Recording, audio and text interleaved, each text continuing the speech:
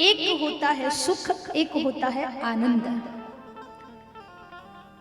जो आपको और हमें प्राप्त होता है ना, वो सुख है। कैसा सुख?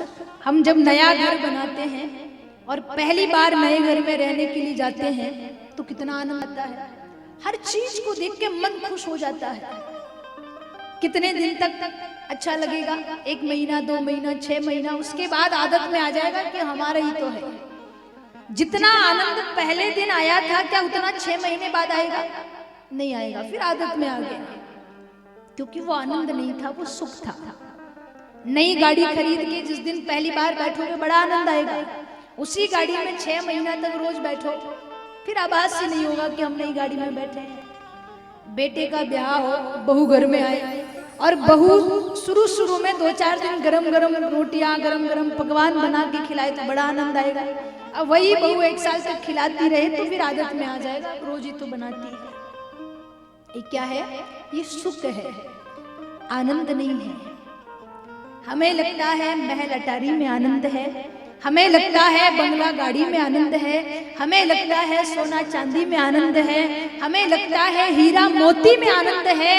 तो मीराबाई कहती है, अगर महल अटारी में आनंद होता, हीरा मोती में आनंद होता, पद प्रतिष्ठा में आनंद होता, तो मीरा महारानी का पद त्याग के वृंदावन की गलियों में गोविंद गोविंद गाते नजर नहीं आते।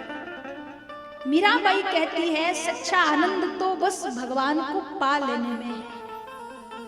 कोई तन दुखी, कोई मन दुखी, कोई धनविन फिरे उदास, थोड़े थोड़े तो सब दुखी, सुखी राम के दास।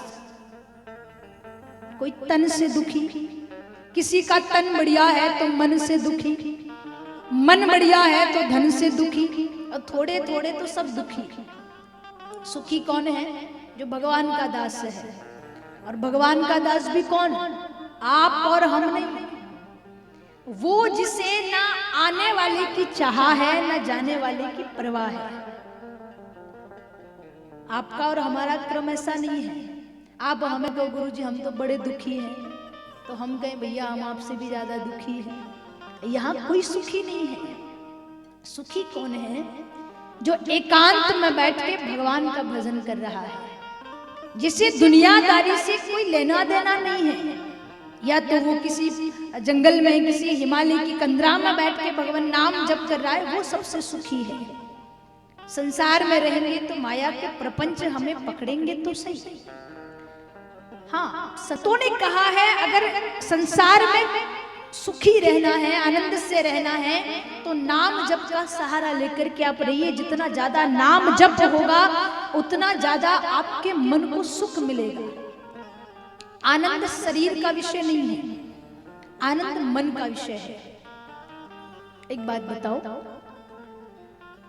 अगर मन सुखी नहीं है, मन आपका दुखी है, आपको बहुत बड़े किसी महल में, किसी बंगले में रहने के लिए कह दिया जाए, रोज आपके सामने 56 भोग परोसे जाए, हजारों नौकर आपकी सेवा में लगे हो, यदि आपका मन सुखी नहीं है तो क्या उनमें से एक भी वस्तु काम की है?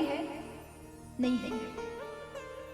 और यदि मन सुखी है तो भले आप घास फूस की झोपड़ी में रहे, 2 वक्त ना सही 1 वक्त खाने को मिले, यदि मन में आनंद है तो दुनिया में सब जगह आनंद ही आनंद है। तो प्रयास करिए मन सुखी हो, मन की तृष्णा थोड़ी कम हो जाए, भगवान नाम का आश्रय ले ले। आनंद कौन है? नंद घर आनंद भयो। आनंद अर्थात भगवान श्रीमन नारायण। आनंद चाहिए तो परमानंद को पाना पड़ेगा, और परमानंद भगवान कहाँ मिलेंगे? संतों ने कहा है, जिस प्रकार दूध में माखन होता है दिखाई नहीं देता, अगर दूध से घी निकालना हो क्या क्या करना पड़ेगा? दूध में पहले कुछ खट्टा डाल के उसे जमाना पड़ेगा, फिर उसका मंथन करना पड़ेगा, फिर उसमें से मक्खन निकालना पड़ेगा, फिर उसे आग पर तपाना पड़ेगा, तब जाकर के वो शुद्ध घी बनेगा।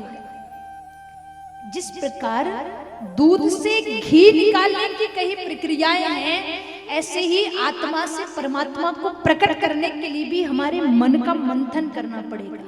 जितना ज्यादा भजन होगा, जितनी ज्यादा कथा सुनेंगे, जितना ज्यादा कीर्तन होगा, जितना ज्यादा दान पुण्य होगा, परमात्मा उतनी जल्दी प्रकट होगा। और जिस दिन परमानंद की प्राप्ति हो गई जीवन में, आनंद ही आनंद है।